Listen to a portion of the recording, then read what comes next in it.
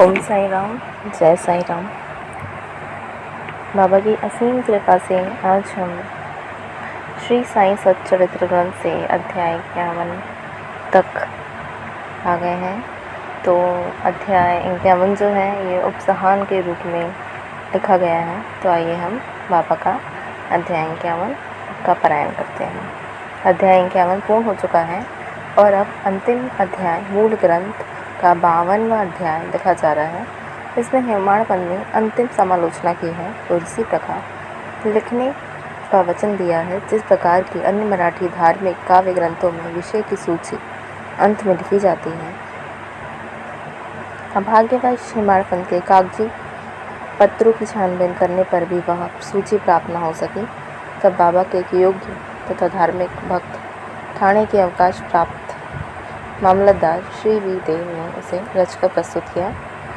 पुस्तक के प्रारंभ में ही विषय सूची देने और इसके प्रत्येक अध्याय में विषय का संकेत शीर्षक स्वरूप लिखना ही आधुनिक प्रथा है, इसलिए यहाँ अनुक्रमणिका नहीं दी जा रही है।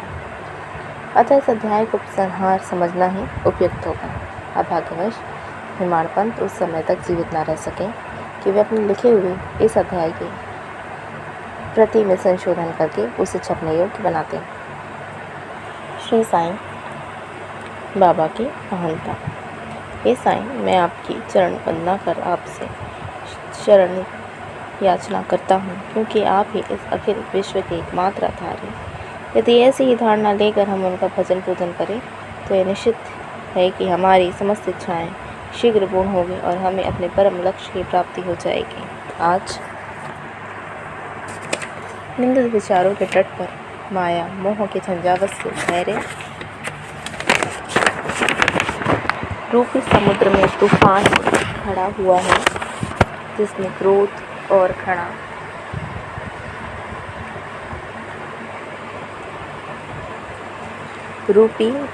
घृणा रूपी घड़ियाल तैरते हैं और अहम भाव एवं संदेह रूपी नाना संकल्प विकल्पों के भंवरों में निंदा घृणा और ईर्ष्या रूपी अगणित मछलियाँ विहार कर रही हैं।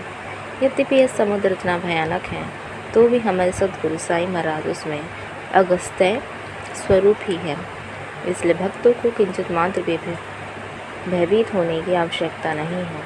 हमारे सद्गुरु तो जहाज हैं और वे हमें कुशलतापूर्वक इस भयानक भव सागर से पार उतार देंगे। प्रार्थना।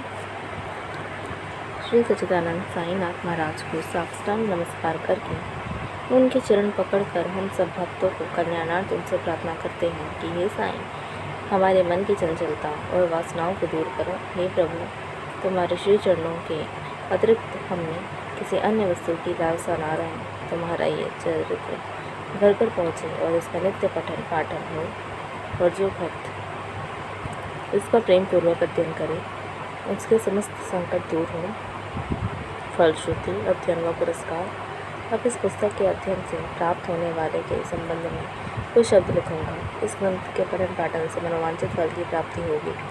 पवित्र गोदावरी नदी में स्नान कर शिरडी के समाधि मंदिर में श्री साईं बाबा की समाधि के दर्शन कर लेने के पश्चात इस ग्रंथ का पठन पाठन या श्रवण प्रारंभ करोगे तो तुम्हारे त्रिविध संकट भी दूर हो जाएंगे। समय समय पर श्री साईं बाबा की कथा वार्ता करते रहने से तुम्हें आध्यात्मिक जगत के प्रति अभिरुचि हो जाएगी। यदि तुम इस प्रकार का नियम तथा प्रेम पूर्वक अभ्यास करते रहोगे तुम्हारे समस्त पाप नष्ट हो जाएंगे। यदि सचमुच ही तुम अभागमन से मुक्त होना चाहते हो तो तुम्हें साईं कथाओं का नित्य पठन पाठन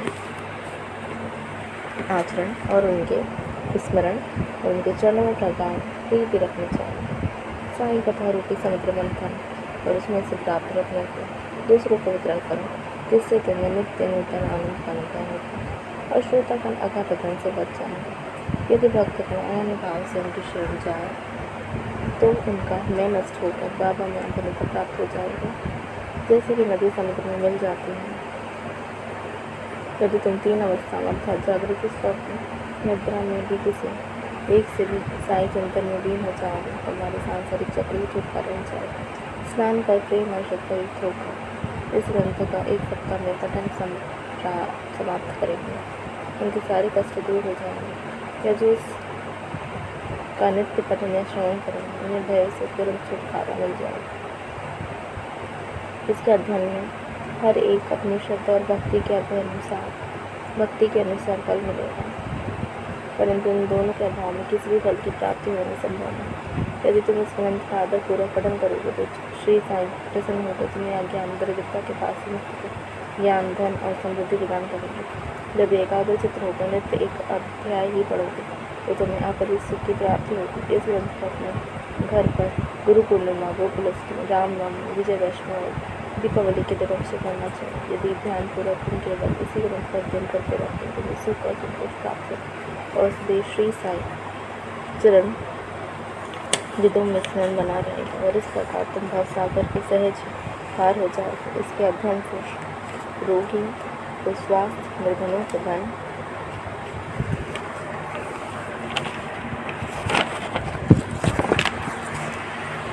दुखित और पीड़ितों को शांति मिलेगी तथा मन में समस्त विकार दूर होकर मानसिक शांति प्राप्ति होगी। मेरे प्रिय भक्त और श्रोतागण, आपको प्रणाम करते हुए मैं आपसे एक विशेष निवेदन करता हूँ कि जिसकी कथा आपने इतने दिनों और महीनों से सुनी है, उनके कदमलहारी और मनोहर चरणों को कभी विस्मृत न होने दें। जिस उत्साह और श्रद्धा और लगन के साथ आप इन कथाओं का पठन या श्रवण करेंगे, श्री साईं बाबा वैसे ही सेवा करने की बुद्धि हमें प्रदान करेंगे। लेखक और पाठक इस कार्य में परस्पर सहयोग देकर सुखी हों। प्रसाद याचना। अंत में हम इस पुस्तक को समाप्त करते हुए सर्वशक्तिमान परमात्मा से निम्नलिखित कृपा या प्रसाद याचना करते हैं। हे ईश्वर, पाठक और भक्तों को श्री साईं चरणों में पूर्ण और अनन्य भक्ति दो। श्री साईं का मनोहर स्वरूप ही उनकी आंखों में सदा बसा रहे और भक्ति वे समस्त प्राणियों में देवादिदेव श्री साईनाथ महाराज का दर्शन करें। एवं अस्तु। श्री सद्गुरु साईनाथ परमस्तु शुभम भवतु। सप्ताह परायण सप्तम विश्राम। ओम श्री साईं यशाकारिणी शिरडी वैष्णव नमः। ओम साईनाथाय नमः। ओम साईं राम। जय साईं राम।